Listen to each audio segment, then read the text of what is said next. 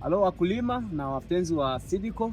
Hapa tuko kijiji cha Mahande, wilaya ya Ukerewe, mkoa wa Mwanza, na tuko kwenye shamba moja ambalo mkulima wetu amepanda pundamilia namba 555 kutoka kampuni ya Seedco. Lakini pia kuna kitu kimoja nataka niwafundishe kwamba huwa mara nyingi tunapojaribu kuwafundisha wakulima mbinu na taratibu za kilimo bora, kuna baadhi ya vitu ambavyo wakulima wanapaswa kuzingatia. Cha kwanza, mjue kwamba kulima mbegu za kisasa au kununua mbegu za kisasa na kulima kienyeji bado haijawa tija ya kukulipa kama ambavyo huwa tunasema. Kuna kitu ambacho nataka niwafundishe kwamba huwa shambani kuna pundamilia namba 555.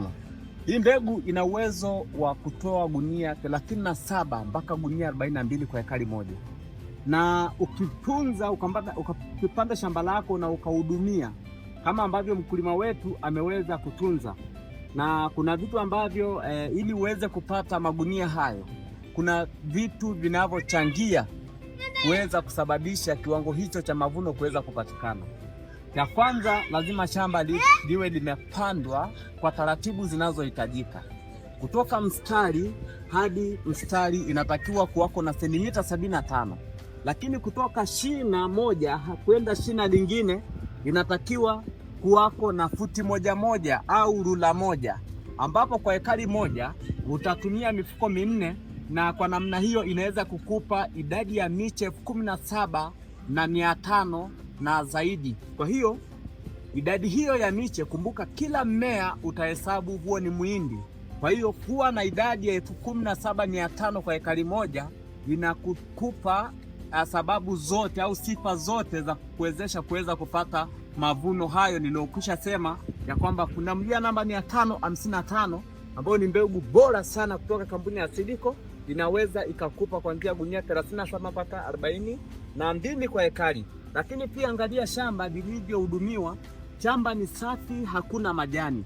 Wakulima mara nyingi kwanza wanakosea kupanda kwa nafasi, lakini cha pili wanakosea kufanya palizi pia kwa wakati, ambao vitu hivyo ikitokea mkulima amefeli kufanya kupanda kwa nafasi, lakini pia kufanya palizi kwa wakati, inamfanya aweze kukosa mavuno hayo niliyokwisha sema kwamba hii ya pundamilia 555 inakupa gunia 42, 37 mpaka 42 kwa ekari. Kwa hiyo kitu cha kwanza cha kusisitiza, mkulima unaposhawishika au unapowiwa kununua pundamilia 555, cha kwanza au vitu vya kuzingatia zaidi, zingatia kuwa na idadi sahihi ya mimea shambani. Lakini cha pili, zingatia kuhakikisha kwamba shamba lako linakuwa safi, kwa maana ya kuondoa magugu, lakini pia kufanya shamba lako liwe safi muda na wakati wote, ili kuruhusu chakula kinachopatikana na maji kiweze kutumika kwa mmea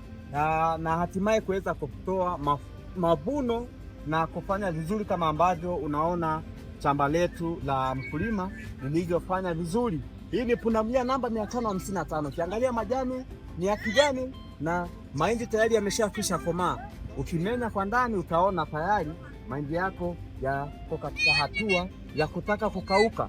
Tunasema mkulima uliye mjanja lazima uchague Seedco, na Seedco ni pundamilia namba 555. Kwa wakulima wote tunasema pamoja tunatembea na Seedco.